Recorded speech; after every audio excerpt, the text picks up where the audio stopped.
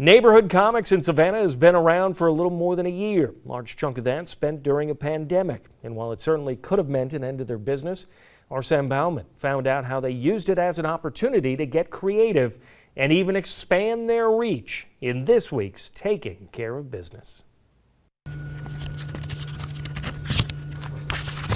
In many of our favorite comics, we watch as our heroes battle the odds to try and save the day.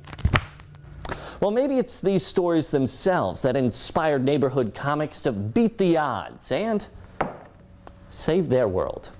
It's one thing when you're Captain America fighting the Red Skull or you're Batman against the Joker. It is something completely different when you're a small business owner fighting a pandemic that no one can see or touch or work their way around. Like many business owners, there was a period of uncertainty about the future for Lee Heidel.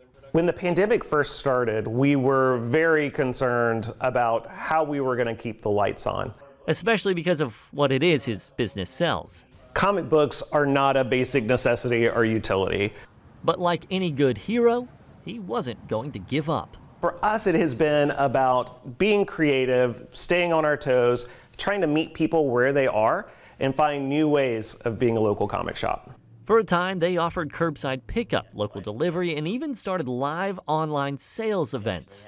And to their surprise, the public responded. So we found a lot of people were spending some of their pandemic time actually going back, taking a look at their comic collection, reevaluating it.